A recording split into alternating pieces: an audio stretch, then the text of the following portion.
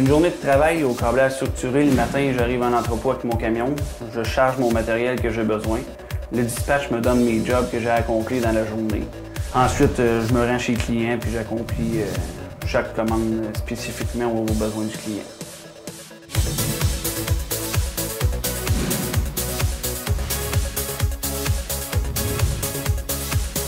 Bien, la différence entre les télécommunications et le câblage, en fait, c'est que nous, on va passer le câble pour les gens qui vont installer des choses au bout, là. Donc, la télécommunication, c'est les appareils qui sont au bout des câbles que nous, on va passer. L'environnement dans lequel je travaille, c'est sûr et certain que ça va influencer mon travail dans une journée. Donc, si je travaille dans un nouveau bâtiment qui est en train de se construire, c'est sûr que ça va bien aller. Les tuiles ne sont pas installées, il n'y a pas de mur, il n'y a pas de plafond, il n'y a rien encore. Donc, c'est facile de travailler. Dans une journée, tu peux passer une centaine de câbles à 2 gars sur un chantier de construction. Par contre, si tu travailles dans une vieille bâtisse, soit vieille, soit un hôpital, soit une université, les vieilles bâtisses qui ont été construites en 1950, en 8 heures, tu peux passer 3 câbles.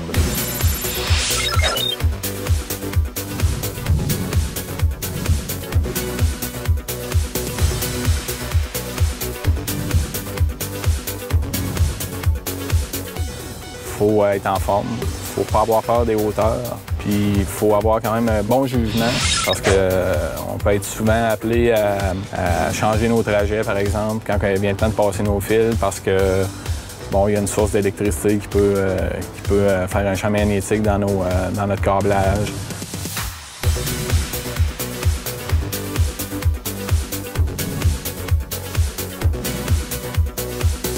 Je crois que les filles peuvent, oui, le faire, mais c'est quand même un travail physique. Tu sais, trimballer des escabeaux, les boîtes de fil, ça prend quand même une très bonne forme physique, mais il y a de la place pour les femmes dans le métier.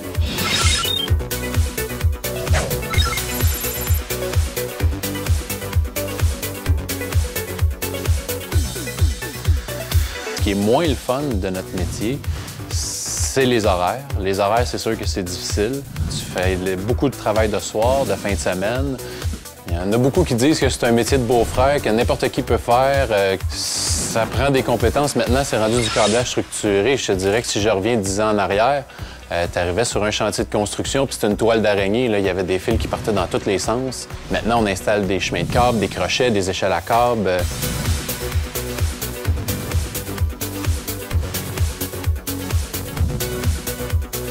Quelqu'un qui n'aime pas la routine, évidemment, c'est un des meilleurs métiers là, parce qu'on se retrouve vis-à-vis plein de